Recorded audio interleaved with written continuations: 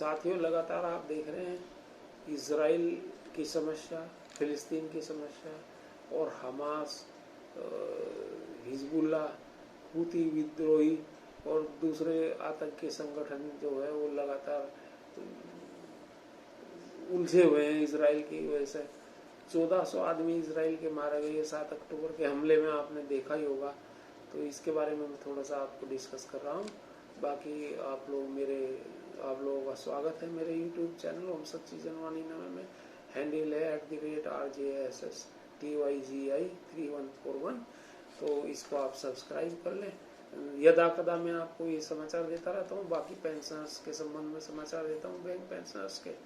तो सभी साथी जो है ये देख ही रहे हैं टेलीविजन और न्यूज़पेपर्स के माध्यम से, फेसबुक, यूट्यूब, इंस्टाग्राम और दूसरे सोशल मीडिया के माध्यम से सभी को समाचार जा रहे हैं और पता लग रहा है कि क्या हो रहा है।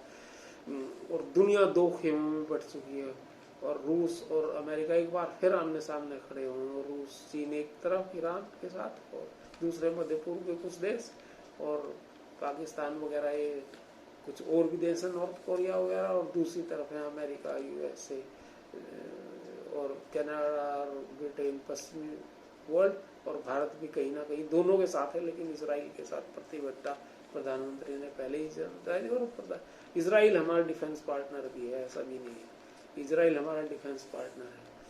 तो 4600 आदमियों से ऊपर मरे हैं गाजा पट्टी, वेस्ट बैंक और लेबनान की बमबारी में। 4600 से ऊपर आदमी मरे हैं और करीबन जो है 15-16 हजार के करीब घायल हो गए हैं। जबकि इसराइल के भी घायलों की संख्या करीबन 2-3 हजार घायल यहाँ भी हैं, 2-3-4 हजार के करीब।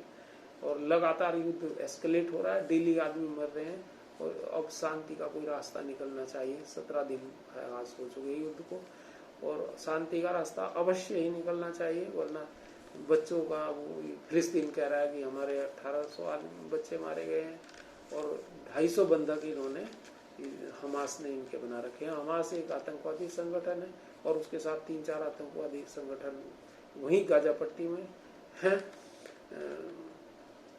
एक पॉपुलर सोसाइटी करके है और एक और है इस्लाम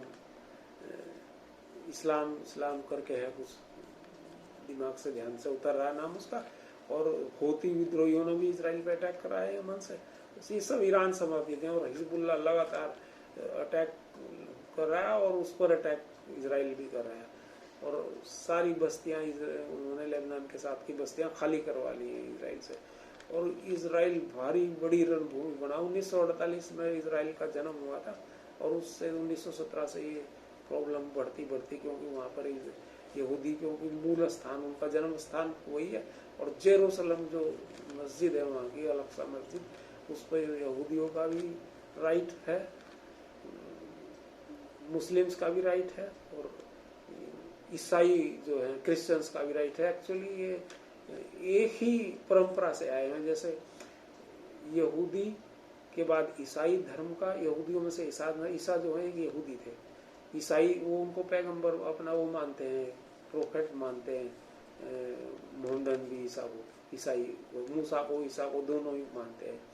तो ईसाई धर्म से बना, यहूदी धर्म से ईसाई बना, ईसाई धर्म से मुस्लिम धर्म डेवलप हुआ। और इसी कड़ी में पहले बेबीलोन के और दो भाई और संप्रदाय और कुछ संप्रदाय थे, वो ये एक ही परंपरा है, एक ही तरह के इनके खाने पीने, एक ही तरह के इनके पैगंबर और ये सब है, प्रोफेट और संत पादरी वगैरह। तो इनमें आपस में ये झगड़े चलते रहे हैं। दूसरी तरफ हिंदू परंपरा है, उसमें भी रिवोल्ट करके जैन धर्म निकला, बुद्ध धर्म निकला, सिख धर्म निकला। वो उसकी परंपरा का, वो दूसरी तरह के उनके विचार आचार हैं। तो ये वहाँ पर क्या हो रहा है कि मुस्लिम धर्म का कुछ ऐसा इतिहास रहा है कि अभी तो वहाँ यहूदी ईसाई इनसे यहूदियों से झगड़ा है, जबकि धार्मिक रूप से ईसाइयों का यहूदियों का झगड़ा था। यहूदियों ने ईसा का कत्ल किया था, ऐसा बताते हैं, ईसा मसीह का। और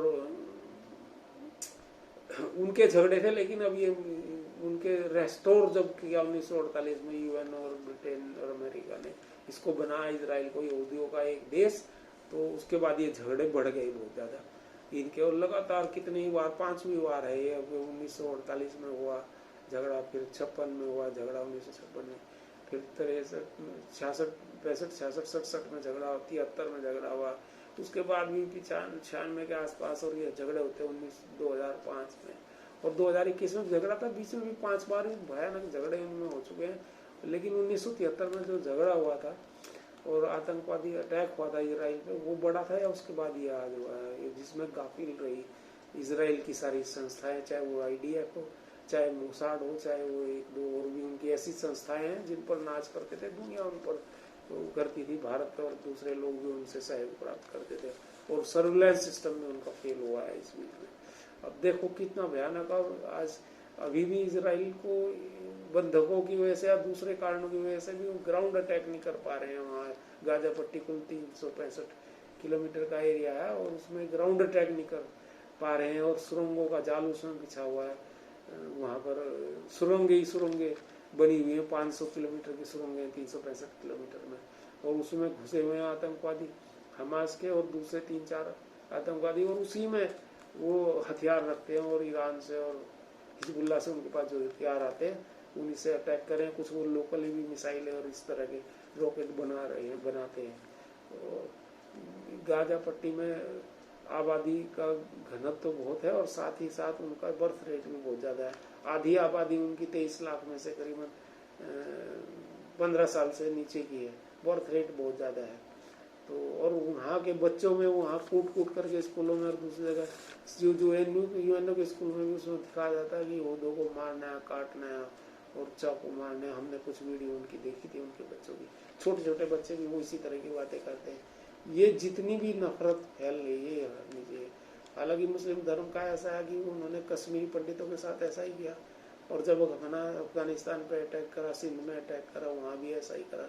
और जब 1947 में पाकिस्तान के कबायलियों के साथ जो आर्मी घुसी थी कश्मीर में, जब भारत का विलय जब तक नहीं हुआ था, श्रीनगर था, वो बलात्कार, काटमार, सामूहिक बलात्कार, महिलाओं को नोचना, खोजना और अपने साथ रहने को, और सब उनके आदमियों को काट मार दिया था उन्होंने। न केवल हिंदुओं को बल्कि मुस्लिम और ईसाई लोगों को, उनको नन्स को भी उन्होंने ऐसे ही ट्रीट करा था। उनकी संस्कृति इस तरह की है। यद्यपि कुरान में ऐसा कुछ नहीं लिखा हुआ है, कुरान और उनकी पुस्तकों में नहीं ऐसा, लेकिन संस्कार उनके कुछ डेवलप इस तरह से होते हैं। मांस भक्षण, महिला भक्षण और महिलाओं के साथ अत्याचार, और दूसरे और बाकी सभी के लिए। बस यही मेरा साथियों आपको पैगाम है इस संबंध में। और हम चाहते हैं कि दुनिया और मिडिल ईस्ट सारा जो है इजराइल सहित शांति में है, और शांति लागू। बहुत लोग मर चुके हैं, लगातार 17 दिन युद्ध हो चुका है। धन्यवाद आर के त्यागी, NCR दिल्ली। नमन साथियों, क्रांतिकारी अभिवादन, सल्यूट, जय भारत, थैंक यू।